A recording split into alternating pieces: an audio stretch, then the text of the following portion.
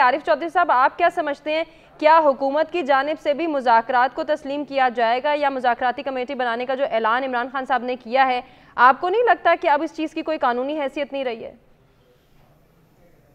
पाकिस्तान में ये सोच हमें सबको समझना चाहिए कि मुज़ाकरात जो हैं वो उस वक्त होते हैं जब किसी मसले का कोई हल निकालना हो, जब दो आपस में तरफें जो है वो एक दूसरे को खत्म करने पे तुले हुए हों।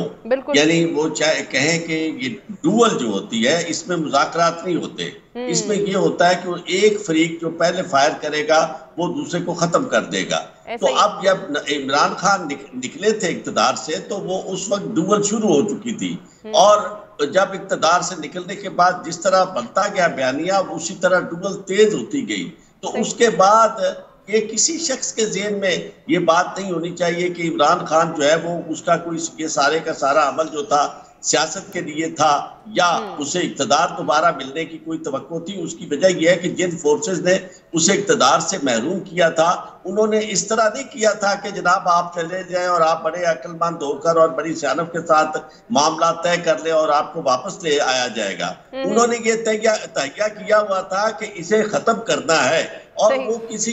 वो ऐसा नहीं है कि वो किसी के साथ मशवरे के साथ ना आए हो। उन्होंने बाकायदा एक प्लानिंग करके, और जो प्लानिंग करने वाले थे उनके अपने जख्म थे जो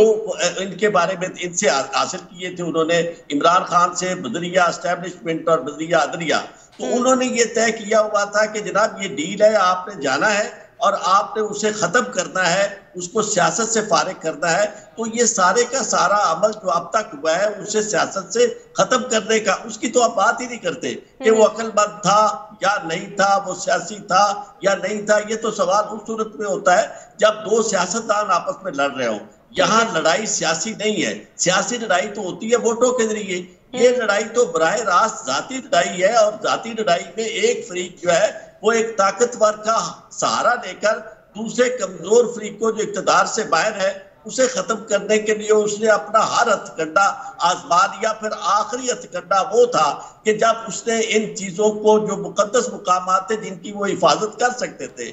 उसे हिफाजत करने की बजाय खुला मैदान दे के और इस अंदाज से बेईमाना तरीके से गिरफ्तारी करके एक तरफ लोगों को शह दी गई, और उसके बाद प्रोपेगेंडा जो किया गया उसका कोई तोड़, चाहे तो बदली इमरान खान लाख मजम्मत कर लेता। जो ये जब गिरफ्तार करने के बाद इमरान खान गिरफ्तार है, उसके साथी सारे गिरफ्तार है, और वो कह रहे हैं कि इमरान खान साहब, आप नहीं समझते कि इमरान खान साहब अपने मौके से पीछे नहीं हट रहे?